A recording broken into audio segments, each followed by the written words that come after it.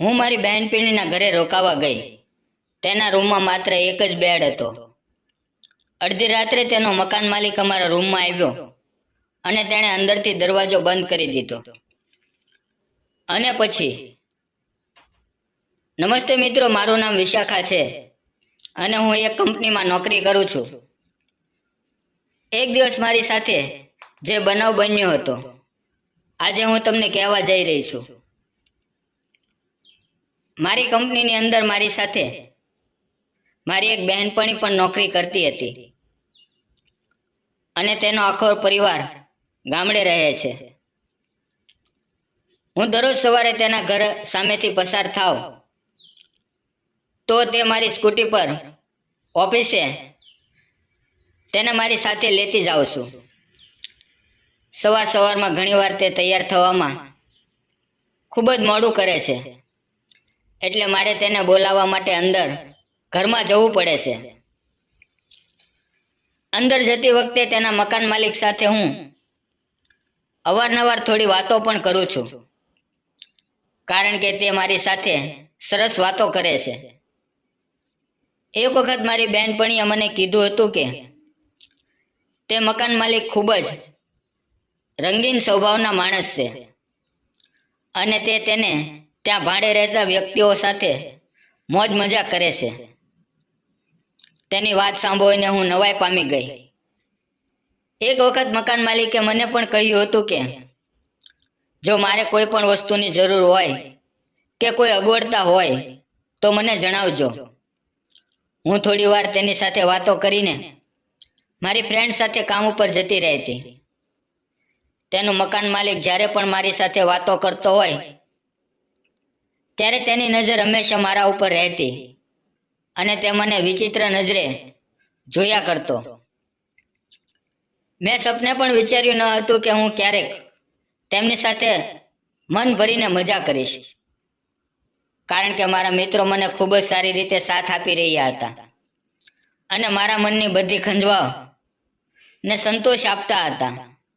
મેં મારી બહેનપણી પાસેથી સાંભળ્યું હતું કે તેને નોકરાણી સાથે પણ ચક્કર છે, એટલે મેં મનોમન વિચાર્યું કે તો ક્યારેક મને મન થશે તો આ મકાન માલિક સાથે હું મજા કરી લઈશ.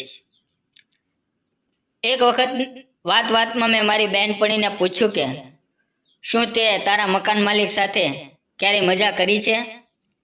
તેણે મને ના પાડી અને તે કહેવા લાગી કે તે અમારી નોકરાણી સાથે ખૂબ જ આનંદ કરે છે અને તે મને કહી રહી હતી કે તેમની પાસે ખૂબ જ પાવરફુલ અને મોટી બેટરી છે.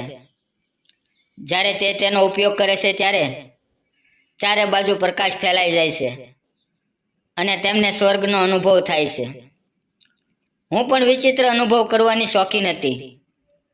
તેના આવા શબ્દો સાંભળીને મને પણ મકાન માલિક પાસે રહેલી બેટરી જોવાનું મન થયું. એટલે મેં મારી બહેનપણીને કહ્યું કે મારે તારા મકાન માલિકની પાવરફુલ બેટરી જોઈ છે. તો તેણે કહ્યું, તો તું મારા ઘરે રોકાવા આવી જા. હું મારાથી થતી બધી મહેનત કરીશ. બીજે દિવસે હું મારી બહેનપણીના ઘરે રોકાવા માટે ગઈ તો તેના રૂમમાં માત્ર એક જ પલંગ હતો, એટલે અમે બંને જમ્યા પછી ત્યાં બેસીને વાતો કરવા લાગ્યા. થોડી વાર પછી મકાન માલિક અમારી રૂમમાં આવ્યા. મારી બહેનપણી ચા બનાવવા માટે દૂધ લેવા બહાર જતી રહી, એટલે અમે બંને વાતો કરવા લાગ્યા. હવે હું મારા મન ઉપર કાબુ રાખી શકતી ન હતી અને મેં તેને કહ્યું કે મને જલ્દીથી તમારી બેટરી બતાવો. તેણે દરવાજો બંધ કર્યો અને તેણે તેની પાસે રહેલી બેટરી બતાડી. હું તેને ફેરવીને જોવા લાગી. ખરેખર તે બેટરી ખૂબ જ વજનદાર અને પાવરફુલ હતી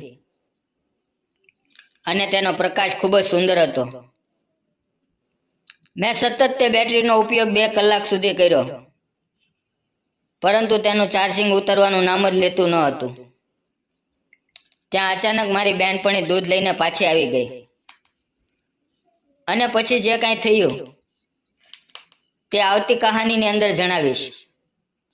મિત્રો, વિડીયો પસંદ આવ્યો હોય તો વિડીયોને લાઈક અને ચેનલને સબસ્ક્રાઇબ જરૂર કરજો. ફરી મળશું એક નવા વિડીયોમાં. ત્યાં સુધી આવજો. વિડીયો પૂરેપૂરો જોવા બદલ આપ સૌનો ખૂબ ખૂબ ધન્યવાદ.